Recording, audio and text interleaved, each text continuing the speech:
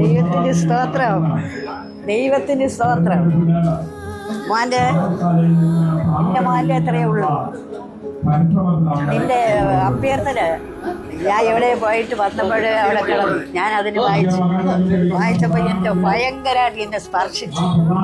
എന്നുവെച്ചാൽ ഇത്രയും കൊച്ചു പ്രായത്തിലുള്ള ഒരു പയ്യൻ ഇത്രയും നിലയിലേക്ക് സത്യം തന്നെയാണോ? അഭ്യർത്ഥനയിൽ എഴുതിയിരിക്കുന്നത് എല്ലാം സത്യമാണോ? ചിലർ കള്ളം ചെയ്തു.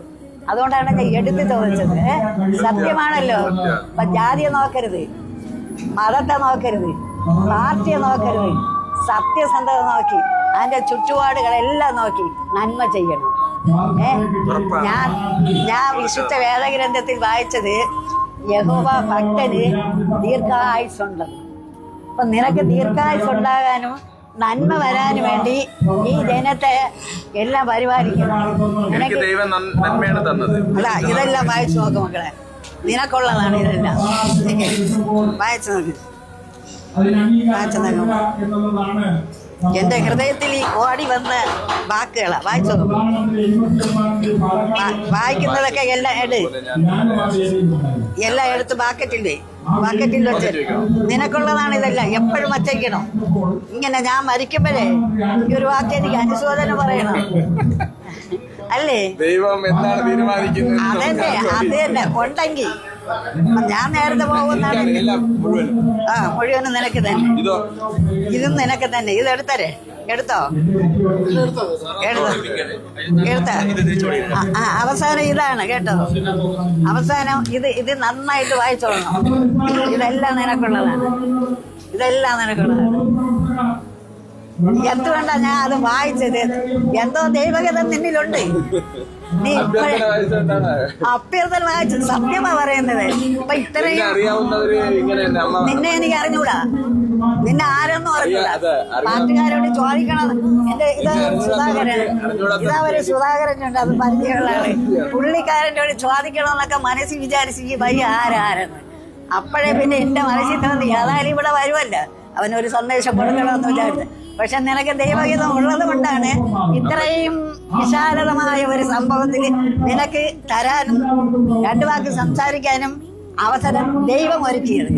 ഇത് മനുഷ്യൻ ഒരുക്കിയതല്ല, ദൈവം ഒരുക്കുന്ന വഴിയാ. അതാണ് അവസാനം പറയുന്നത്, സർവ്വജാതികൾക്ക് മീതെ നിന്നെ ഞാൻ ഉന്നതമാക്കും.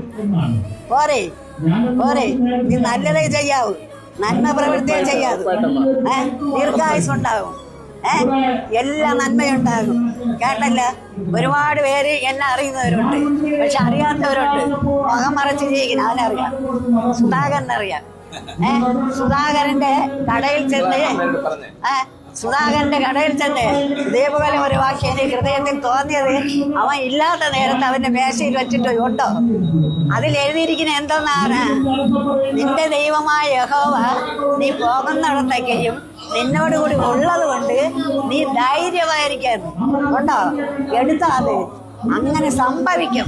കേട്ടാ, ഈ ദൈവത്തിന്റെ ഈ സുവിശേഷ വാക്കുകൾ മനുഷ്യന്റെ ജീവിതത്തിൽ ഊർജം നൽകുന്നതാണ്, ശക്തി നൽകുന്നതാണ്.